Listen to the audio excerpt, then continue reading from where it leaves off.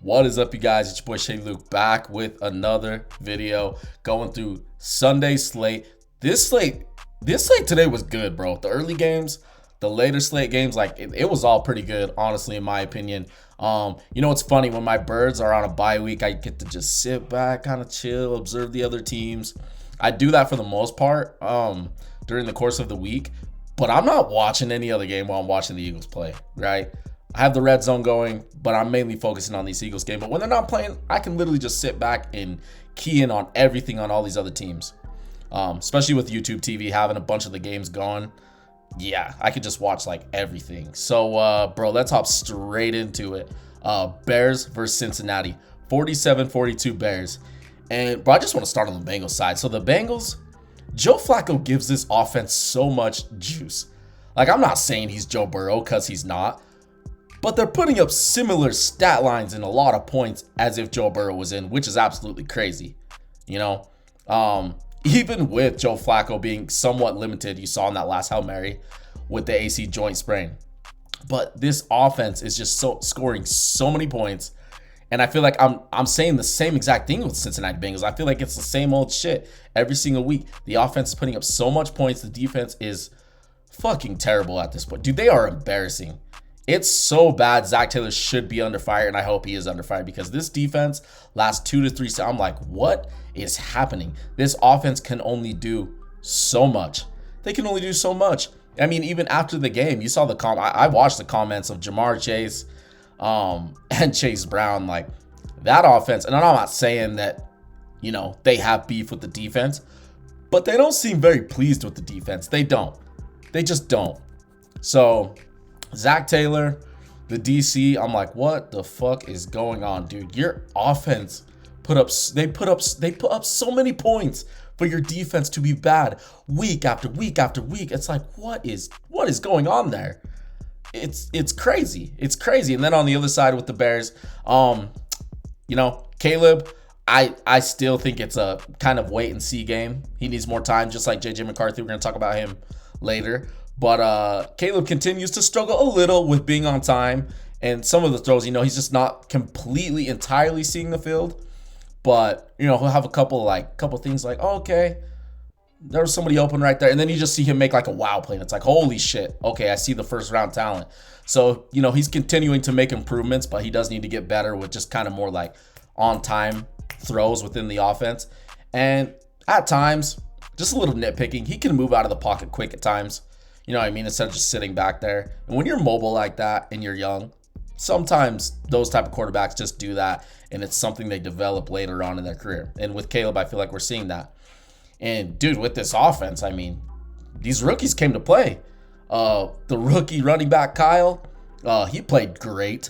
He played absolutely great, along with Loveland finally showing up huge. I mean, that last pass to basically ice the game for the Chicago Bears was huge. It was huge. And, dude, I'm like looking at this rookie running back, Kyle, and with DeAndre Swift being on injury, you get those two back, bro. I feel like we could see some similar things that we saw with Ben Johnson when he was in Detroit, right? He had two running backs, and he used them in different type of ways. I feel like they're different runners, too. Kyle is more of a tougher runner. I talked about him in an earlier video. He gives me, like, Marion Barber vibes. He runs tough. He's smaller. DeAndre Swift, a little bit bigger, quicker, faster on his feet, more of a like scat back, you know, making the cuts. So they're different, but I'd be interested to see if Ben Johnson along this year, you know, decides to start rolling out like split backs in the backfield, because I think you could get pretty creative with these two running backs. The offense was pretty good for Chicago today. Dennis Allen and the Bears defense, they really struggled against the Bengals offense, those wide receivers and everything. I mean, Joe Flacco went out and threw 450 plus yards. That's atrocious. So the Bears, Dennis Allen, and that defense, they really need to clean it up.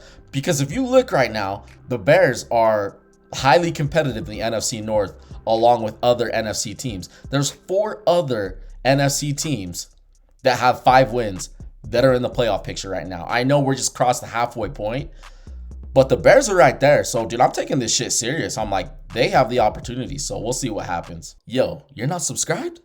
Why are you not subscribed? Come on, man. Don't be a hater. Don't be a hater. Don't do that. I know you ain't a hater. Just subscribe to your boy. Come vibe with me. All we do is talk football here. Come vibe with the homie. Let me know what you guys want to see. And yeah, make sure you subscribe and hit that like button. All right, now back to the video. Vikings versus Lions. You know, it's funny. I was talking to my girlfriend. And I was basically telling her, I was like, yo, if JJ McCarthy goes out there and it's looking pretty bad, like the first 2 to 3 drives, the Lions are probably going to walk all over them. But if he can kind of get something going, they have a shot against Detroit. And sure enough, dude, JJ McCarthy went out there. I don't think he played spectacular. I don't think he played the best game, but he did enough. And this guy really hasn't had a lot of experience in the NFL. He barely had any experience. And I thought he played really solid in this game, especially a big matchup in the NFC North against the Detroit Lions, who people view as like a juggernaut, if not a Super Bowl contender. Like, we view them that high. And for him to go out and make some of the throws that he did today, and like I said, what do you have, like 140, 150 passing? Nothing crazy.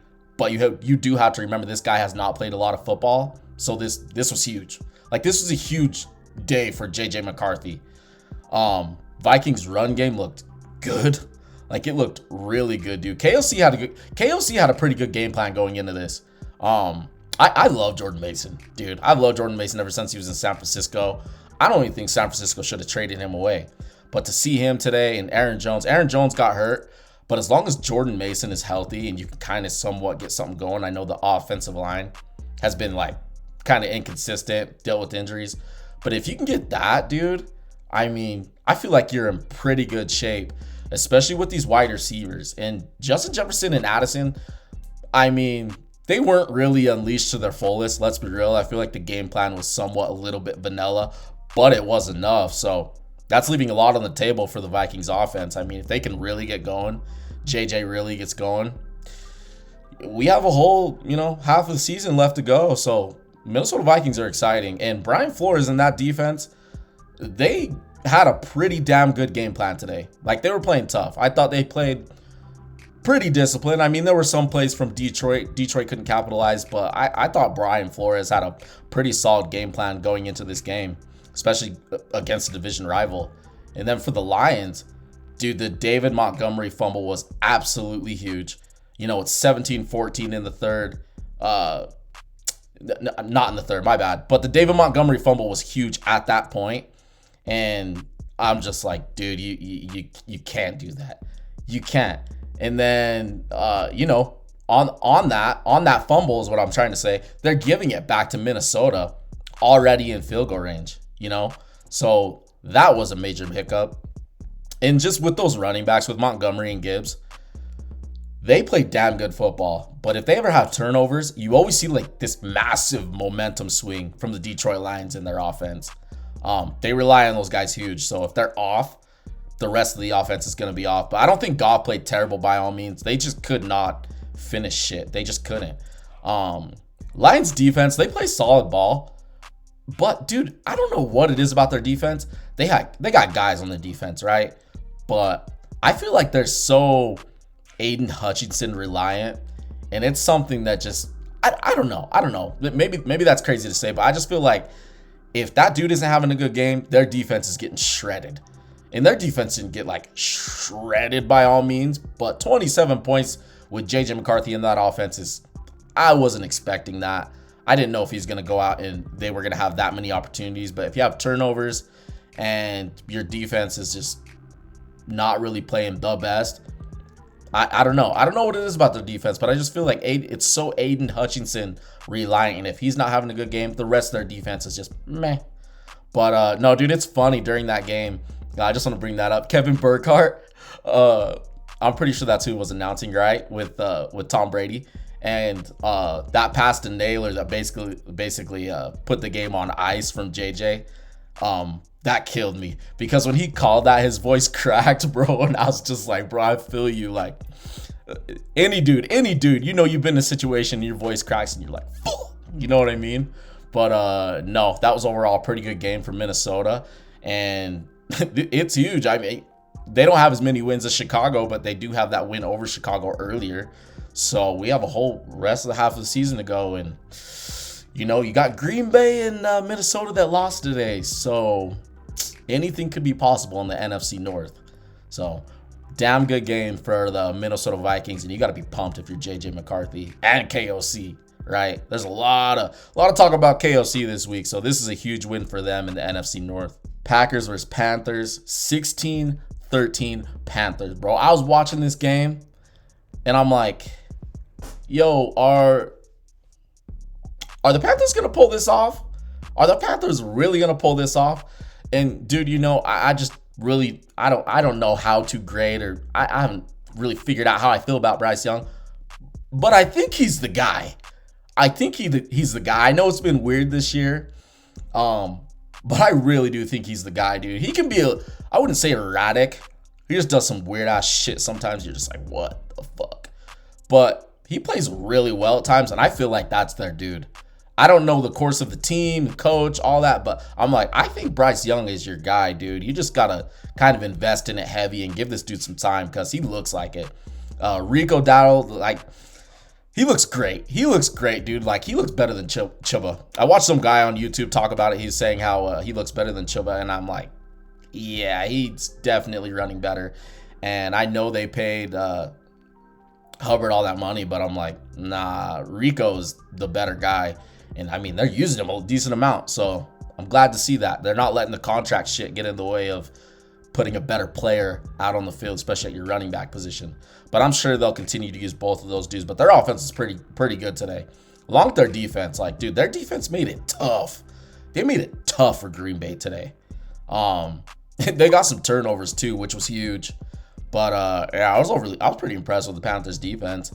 And then on the Packers side, dude, Packers had some bad turnovers in this game. I'm going to tell you right now, like, I'm watching this game from the Packers. This game reminded me of the Cleveland game. They just could not score touchdowns, dude. The run defense was absolutely atrocious. You know, you give up 150 plus on the ground. I don't think you can ever expect to win in the NFL if you're giving up that many rushing yards. You just can't, dude. And their defense has guys too, like, you know, them bringing over Parsons, it's brought a lot of hype to the Green Bay defense, and they played better. They played better, and they kind of lived up to the hype, but 150 on the ground is fucking crazy. I'm gonna tell you that right now. And Jordan Love, and I'm not bagging on Jordan Love. I'm gonna tell you this right now for anybody that's gonna be like, oh, you're hating on Jordan Love. No, dude, I thought Jordan Love was good ever since he took over, because I remember the year Aaron Rodgers was starting, and if I remember right, the Eagles were in that first Super Bowl. So let me see, that first Super Bowl versus Kansas City, so 2022. I'm pretty sure that's the year, and the Eagles were beating Green Bay, and it was late in the fourth. They brought in Jordan Love, dude. Jordan Love played good. I'm pretty sure he threw like a touchdown or two. Ever since that day, I thought Jordan Love was good, and I still think he is good. But if there's one thing that I want to pick apart from Jordan Love's game, and I've always felt this about him, and I don't think it's gone away, and I witnessed it today, like, it's still there. He's playing way better, and he's not doing it up to the levels that we've seen before. But I saw some old tendencies in this game. I really did, dude. Like, just like some lofty passes, too many lofty passes. Like, right, any QB might have a couple passes that could have been picked that got dropped. I feel like that happens, and that's not terrible. There were too many from Jordan Love today that I'm like, bro, there was like 4 or 5 that you kind of just put that ball up in the air for too long, and it should have been picked. A couple didn't get picked, but I'm like, bro, I'm seeing some of the old tendencies. And one thing that's always bothered me a ton about his game is when he throws those passes off his back foot, those deep, lofty passes, and it's like, bro, that shit's gonna get picked. And we witnessed it. Like, we literally witnessed it in game. That deep one that he threw through the middle, the one to Christian Watson that got caught. Like, I'm not trying to play that game of like, oh, well, this could have been picked, this could have been picked. But I'm like, dude, I'm seeing some of the same old tendencies, and I'm like, get back to what you've been doing the rest of this year, because you've been playing pretty good. And I thought we were getting rid of those habits, but it kind of like showed up in this game. Like, dude, I'm the 4th and 8 in the red zone where he like scrambled all around, all the way to his left, threw all the way back across his body. Yeah, that was dropped, and it's a woulda, coulda, shoulda. That would have probably been 6 had the DB not dropped that. That probably would have been game. So I'm like, dude, Jordan Love, you need to get back to what you're doing because everybody just hyped the hell out of you this last week. And I'm like, then the offense went out and laid an egg against the Panthers. So, you know, I don't know. They did. Jordan Love, I know he'll get back to form. The Packers are obvious NFC threat, but makes you think. I'm just like, dude, I hope that he doesn't go back to that because he seems like a better quarterback. Jordan Love seems like he's kind of just growing up as the years have gone by, and he's kind of gotten rid of that. But I just kind of witnessed it in this game, and I was like, don't fucking go back to that, Love. Don't. But just a little side note from this game, Carolina, yeah, I've been undecided on them. And I don't really know how I feel about them, just some of their victories overall, but I'm going to give them their respect. Carolina is right there in the mix with those 4 other teams in the NFC. Right along with, I said, with the Bears. And Minnesota is knocked down, right? They don't have as many wins. They don't have 5. But Carolina is right there with 4 other NFC teams in the playoff picture right outside the bubble. Like, things are about to heat up in the coming weeks. And if Carolina can just stack some wins, don't be surprised. Don't be surprised. That's all I'm saying. Bills versus Chiefs, 28-21 Bills. You know, one thing that I could pick apart from each of these teams' offenses is I kind of had some questions about Buffalo's offense. You know, I'm like, they're good, but are they good? I don't know. In this game, they looked more reformed than the Kansas City Chiefs offense. They did. Like, dude, when they get James Cook going, that offense is really hard to stop. They're really hard to stop. Along with those tight ends, mainly Dalton Kincaid. And I love Dalton Kincaid coming out of Utah. You know, going to the Bills, I was like, that's a perfect spot. Josh Allen will love that dude. And today kind of just showed off what he can do. And I just want them to continue featuring Dalton Kincaid because he's an absolute threat. Like James Cook, they're both threats. These wide receivers, they just don't have it at wide receiver for me. They just doesn't do it at wide receiver for me.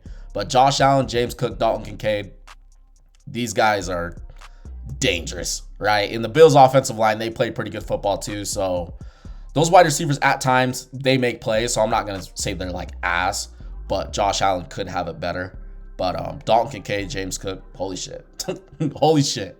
And then along with Bosa, Bosa's actually playing pretty good football right now, dude. I thought that was a good signing at the first of the year. Well, when they got him.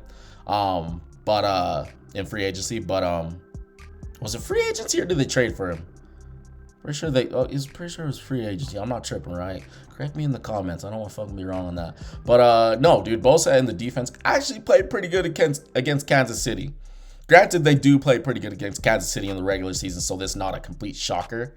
But no, I was pretty impressed today. I was like, okay, like I've been pretty down on Buffalo's defense, but if they can go out and play like that for the most part, I'm like, okay, I could see you as the number 1 seed out of the AFC if you can get it over the Colts, you know. But well, not even the Colts, the other team in their division that's number 1, the New England Patriots, who they lost to. But I was impressed with their defense today. So really good step in the right direction. And then as for the Kansas City Chiefs, who I've been, you know, I'm like, oh shit, they kind of look pretty dangerous. They still kind of do look dangerous, but you know how the Kansas City Chiefs offense, they're like really good at just kind of doing freestyle, basically. Freestyle, some off-script shit. And today it just kind of looked messy to me. It did. It like, there was a couple plays. Always see a couple plays from Andy Reid that just look creative. And I'm like, damn, like that was a cool play call. Formation was sick. Love the way it was ran. But their offense just kind of looks messy to me. And Patrick Mahomes, he was off today. He did not fucking look good. He didn't look good, dude. 44% completion is disgusting. It's disgusting. The fact that they only lost to the Bills by 7 with a 44% completion from Mahomes is actually pretty crazy. That's crazy because that's a disgusting stat line. Chiefs fans, get mad all you want. That's foul. It is. It's foul. But, you know, with this offense too, I feel like since Rashee Rice has been back, and dude, I love the way Rashee Rice plays the wide receiver position. I love the way they use him. But I feel like since he's been back, they've been force feeding that dude the ball. And like to a T, I'm like, is it gonna kind of get them in danger later on in the season? Like, I wouldn't want to rely on that. Kind of reminds me of Kyle Shanahan. Kyle Shanahan, past couple years with CMC, they rely and they give him so much of the workload. And it's like, holy shit, chill. That's the same way I feel about Rashid Rice. I'm like, chill. I'm like, you guys are force feeding in the ball. You guys got other threats on offense, you know? But I don't know, man. On the defensive side for KC, Spags, we all know he's a great coordinator, but their defense feels off from other years. It just does. We've seen times that they've been really good, and they just don't seem like the best right now, in my opinion. But yeah, man. Just a little side note from that game. Yeah, Bills fans, I'm sorry, I gotta do this. My bird side is coming out. No, I'm playing. But dude, I do want to bring this up though. It's like fucking lame. The Bills continue to do the tush push when Sean McDermott said that it was dangerous. It was dangerous in the owners' meetings. And they're running that shit all the time. And I heard somebody, I'm gonna stand up for my boy. I heard somebody say this the other day. They were like, no, I seen it on X. Somebody was like, oh, so Josh Allen, he's getting a lot of tush push touchdowns. And somebody was like, yeah, well, that's all. It was an Eagles fan doing it to a Bills fan. I don't know why I get on there sometimes, dudes. People just sit there and argue over some crazy shit. But he's like, oh, well, you know, Jalen Hurts, he's just reliant on rushing touchdowns off of the freaking tush push. And I'm like, actually, if I'm not mistaken, go back and look at this as a fan. I want you to do your research before you comment. I'm pretty sure Josh Allen has more tush push touchdowns than Jalen Hurts. Yeah, I'm almost 100% positive. Go back and look. So it's just funny to me that the Bills continue to use this when their coach said it was dangerous. It's funny. Sean Payton said it too. He's like, when they talked about the health concern and just it being dangerous, my bullshit meter went off. I'm like, sure enough, Bills are running at tons. So I'm like, what the fuck? What the fuck? I still love the Bills, but I'm like, what the fuck, dude? You know what I mean? But yeah, crazy shit. Colts versus Steelers. 20-27 Steelers. And the Steelers defense came to play. They came to play against the Colts today. Colts have been dropping some crazy ass shit on some of their stat lines and the scores during the course of this year with Steichen and Daniel Jones. But not today. Not today against the Pittsburgh Steelers. The Pittsburgh Steelers heard all the chitter chatter about their defense being old and washed. You know, I saw freaking TJ Watt has got some flack from some Pittsburgh fans.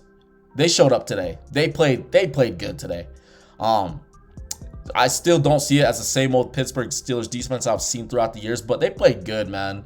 They really did. This Colts offense is pretty hard to stop. Aaron Rodgers, on the offensive side, Aaron Rodgers, dude, I am so overly impressed with that guy. He continues to play good, like really good football. And it's enough to get them into the playoffs, dude. Like if the defense can do what they did today, the Steelers can get into the playoffs. Make no mistake. I do not question that at all. Because he's playing really efficient football right now. He is, dude. He is. So I'm pretty impressed with Mike Tomlin and the Steelers. They just pulled off one of those wins where it's like, what the fuck? Y'all can do this? You know what I mean? But really good for Tomlin. And then on the other side, the Colts.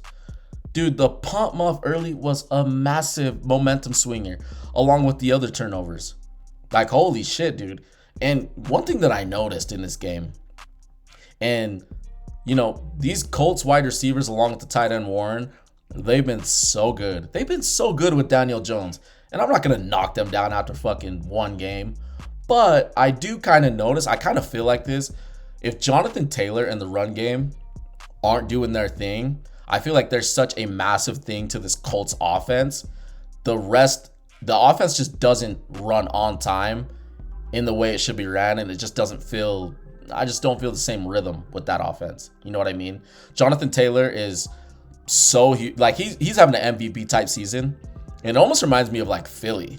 They're a little bit different, but you know, you keep your running back on time, and he's rushing for massive games like Jonathan Taylor has done up to this point. It's so hard for a defense to stop that, opposing defense to stop that, and you know, I think that the Colts lost 20-27, and they had a shit ton of turnovers. Like, they had the muff punt. Daniel Jones fumbled it once, And then I'm pretty sure he threw multiple interceptions today.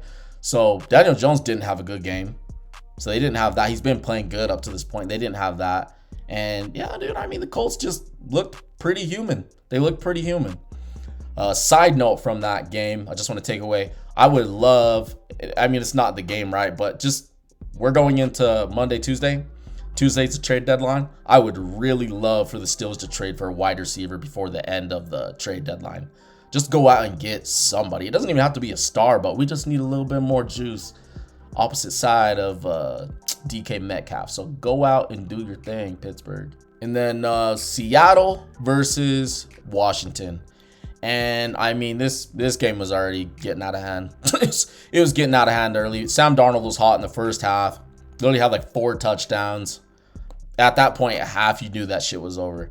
Like, it just was over. Jackson Smith-Njigba is playing absolutely insane this year, along with Sam Darnold.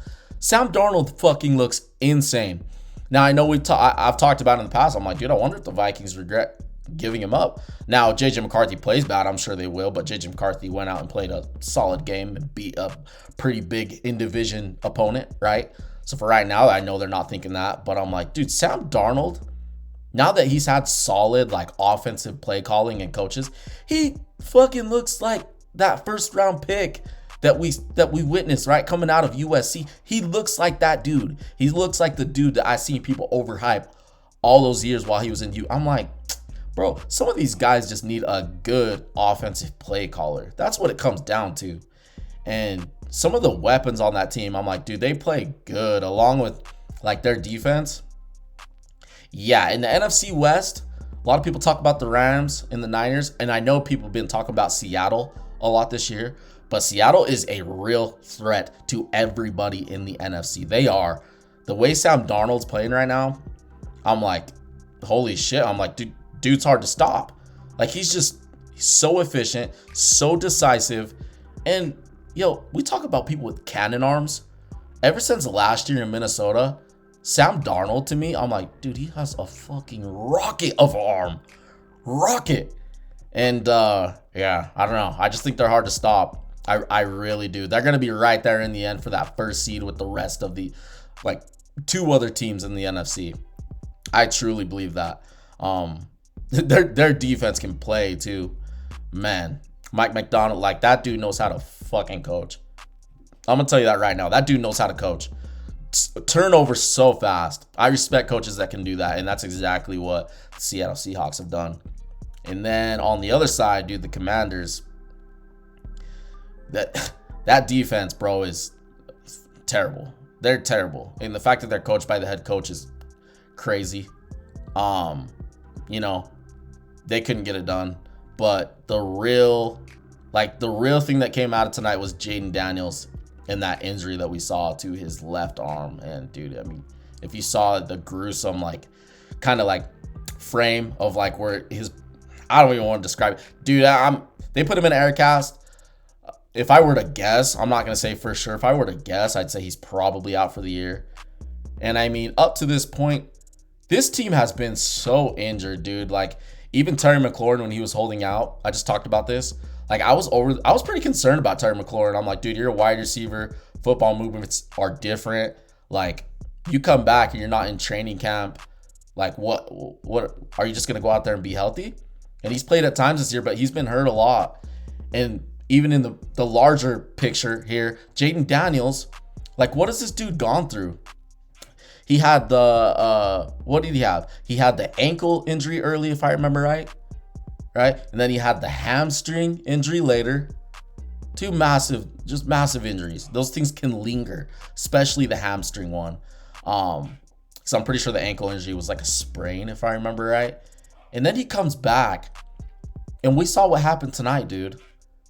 Just huge. Like, this dude has been injured all year long. Jayden Daniels is so talented. He's brought in so much like hope to this Washington Commanders team. I mean, he took him to the damn NFC Championship game his first year. But for whatever reason this year, it's just been off. It hasn't been the same. And for them to live up to the same expectations as last year is pretty crazy if you ask me. Like, even if you're a fan, you thought they were going to be up to that. I'm just like, I don't see it. But going back to Daniels, man, like the one thing that's frustrated me so much with Jayden Daniels' game is because, dude, you know, I've talked about it openly. I'm a Birds fan, but at the end of the day, I just love all football, right? I do. I don't want to see Jayden Daniels get hurt. And there's one thing I could pick apart from his game that I've always thought, I'm like, dude, your frame ain't massive. You take way too many hits, bro. Just go down. Just go down.